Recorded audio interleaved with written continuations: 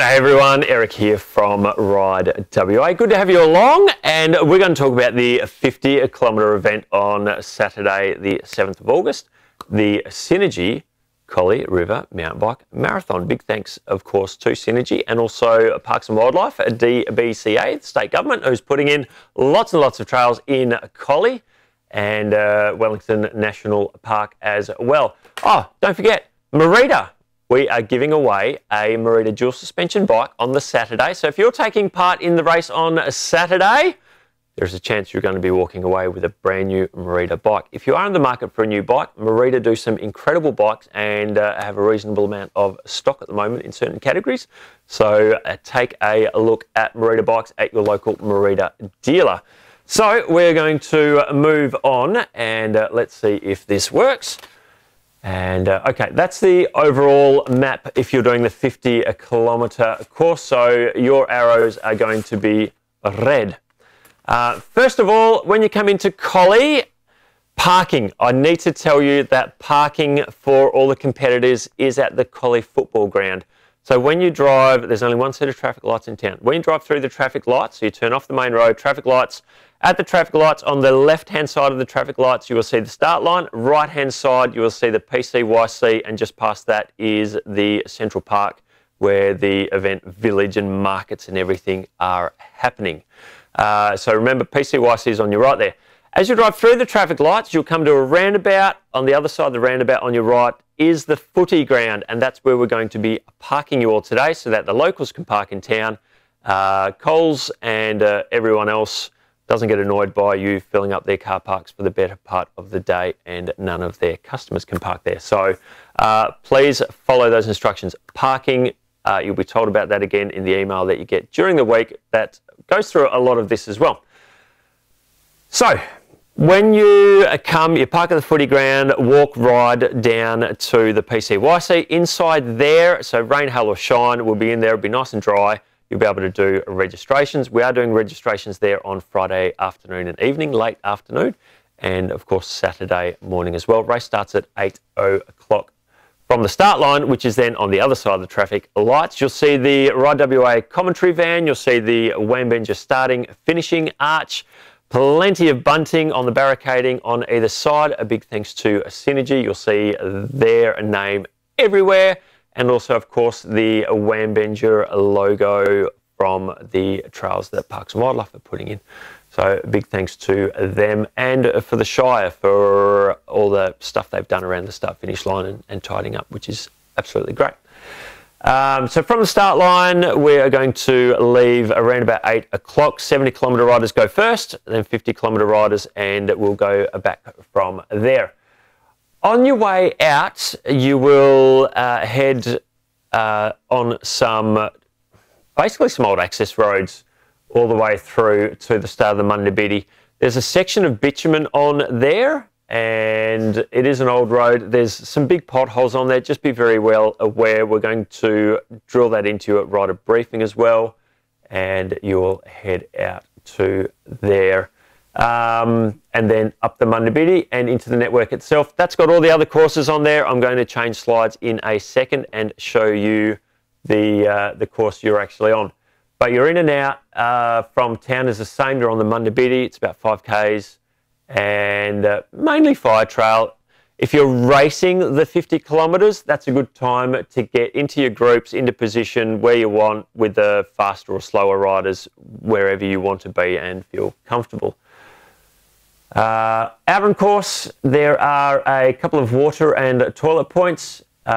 Just under 20 k's, you've got at Harris River Winery, and toilets are there. There is water there as well. If you've got spectators with you, if you've got to support a crew that's following you along for the day, we encourage them to head out, and once the race starts, drive out. The roads aren't being used by the event at all, so free-for-all driving out. You're not going to interfere with the race if you drive straight out to Harris River Estate. Harris River Estate, so from, I think the elite guys, probably 8:30, 8:35, will get through there the quickest. They'll ride through Race Trail and then pop out to the winery before heading out onto the rest of the course. Section through the winery is probably a bit under 1 kilometre. So from the winery, if you're there spectating, you'll get to see the riders come past the front of the winery. You can cheer them on, and it'd be great to have some people and action there. The winery will be open as well, doing coffees and things like that. Will be a coffee van at the start line, and of course in town there is coffees at the Wagon in the Central Park. Big thanks to them for their support. Okay, moving on. Next water point is, and toilet point and food point is not that far on. For the 70k, it's about the 30k mark. For the 35, I have to double check. You'll get that in an email, but it's probably a bit over 20 k's by the time you get there. Let's go to your map right now. That's 70, that's 50. So again, you'll be following red arrows, out on course. As you're going around, you're going to see a lot of these as well. Now that I've actually already done some crossing and marking and whatnot on. So that's all 4 courses, and it's going to have your distance to go. So you'll be looking at the red arrow there. And also, if you're not meant to be going there, we're going to have the arrows whited out or crossed out in very wide permanent marker or paint or something like that. So rather than us putting 3 or 4 signs all next to each other, we're going to use that on areas where you are with other groups as well.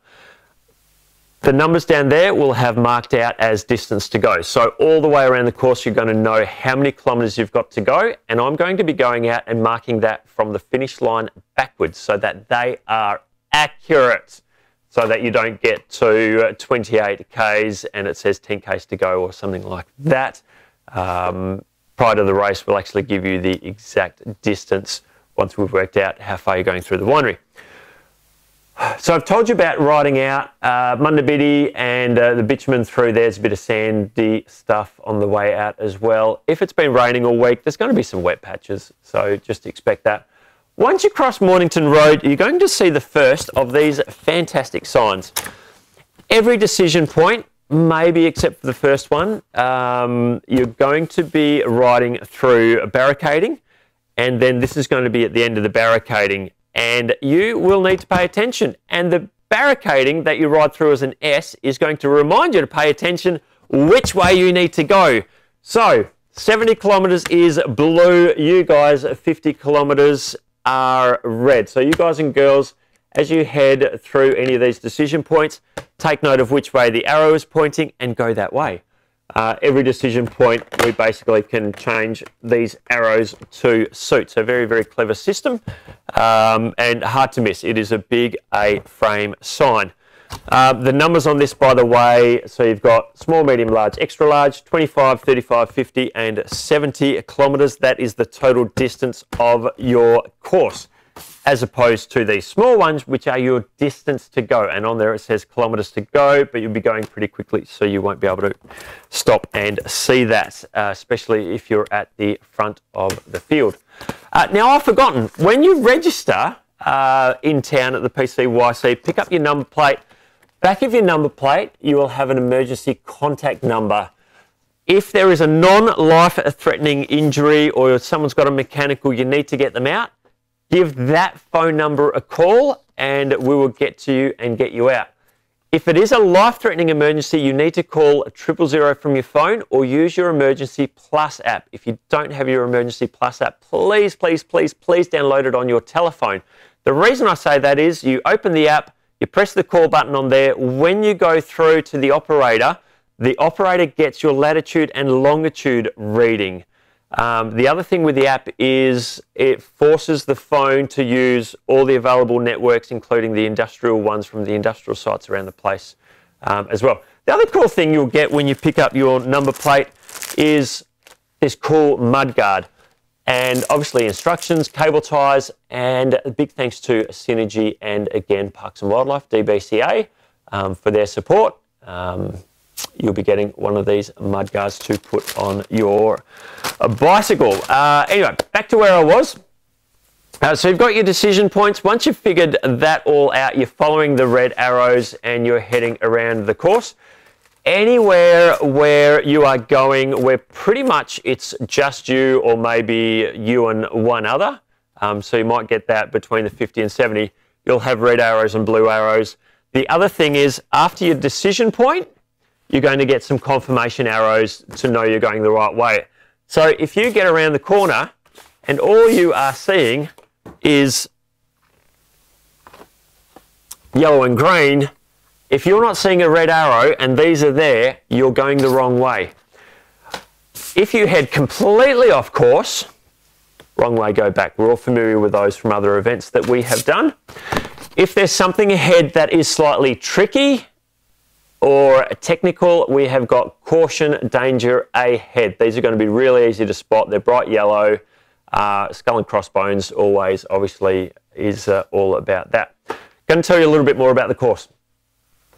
Mornington Glory, so once you get off the Mundabiddi, turn right, you sort of double back on yourself in the car park underneath the power lines and you do Mornington Glory. The start of it, it's really lumpy, it's a bit of a pump track, but on the flat it's not much fun. Once you start heading downhill, this trail really heats up. It is an absolute corker of a trail, and then that transitions into the old Dead Cats Trail, which takes you up and down the hill. Little tabletop in the middle of that the ambassadors went on a couple of weeks ago. Had a absolute hoot getting some video and photos out there. You link back into the Central Arklow Adaptive, and then you head into Race Trail.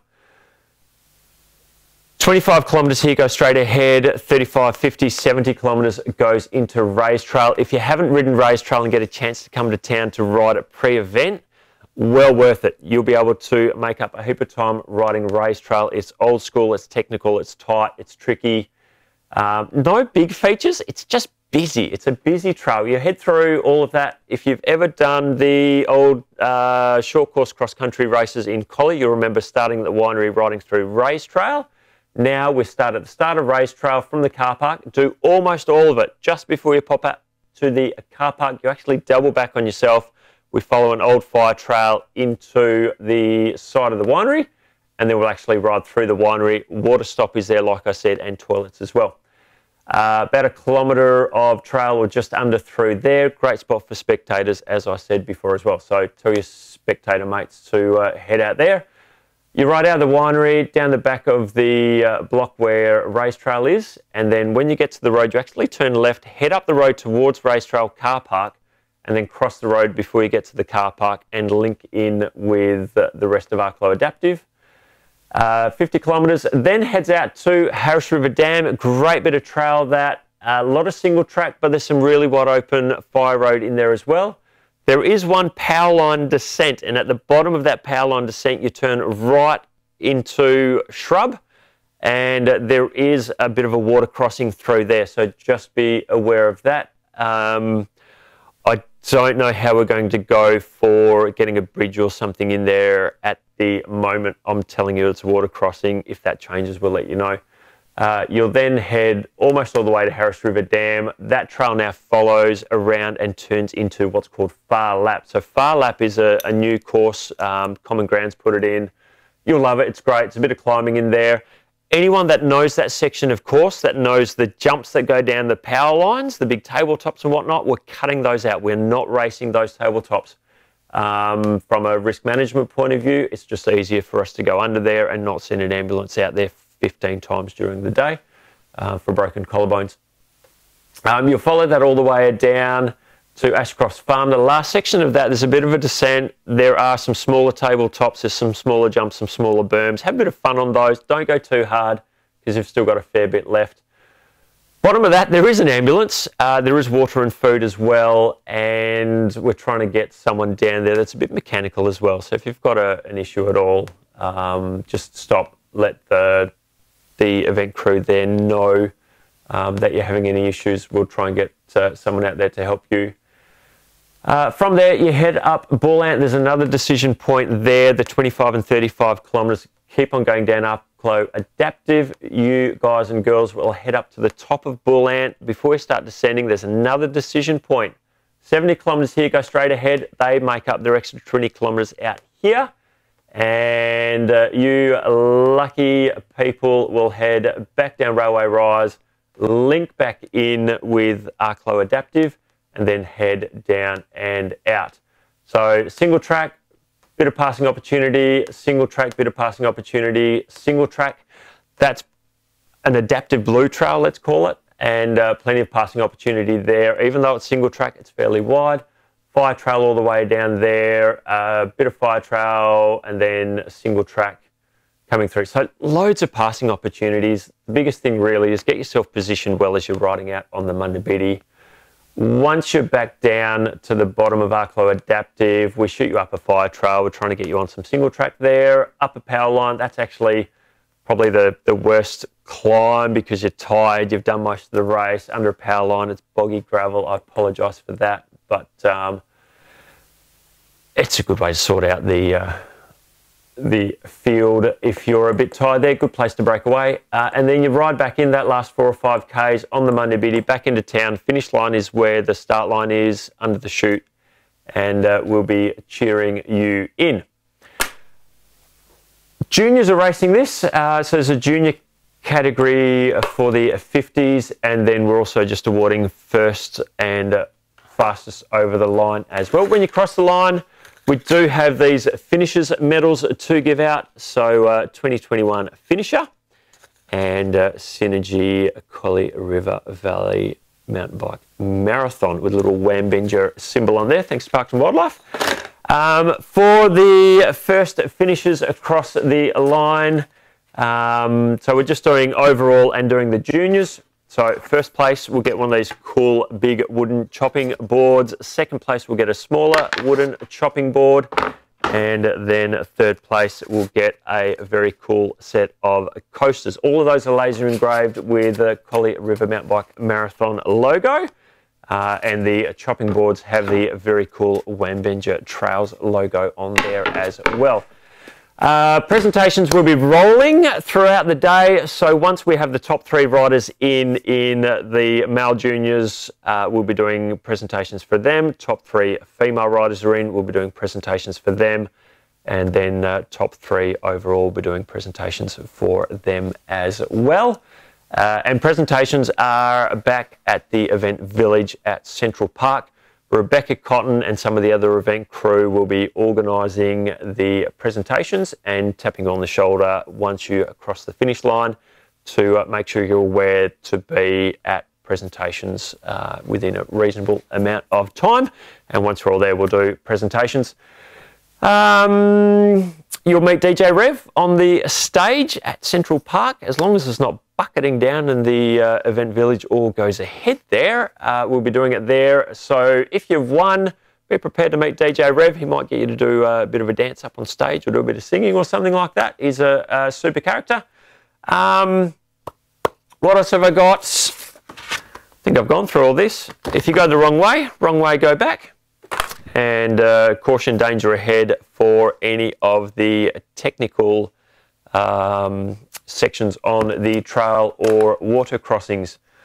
That's pretty much us done. Don't forget, if you're here on Saturday, you've got a chance to win a Merida bike. If you are not registered for riding the Ride at Sunday's Wellington National Park ride, then on Saturday, you're more than welcome to sign up for the Sunday ride. If you have signed up already for Sunday, look forward to having you there. We're going to have an absolutely awesome time. And we'll catch you very soon. Keep your eye on your inbox for details about the race and what to do on the day. But we've gone through a lot of it here as well. So thanks everyone for your time. Cheers. Bye.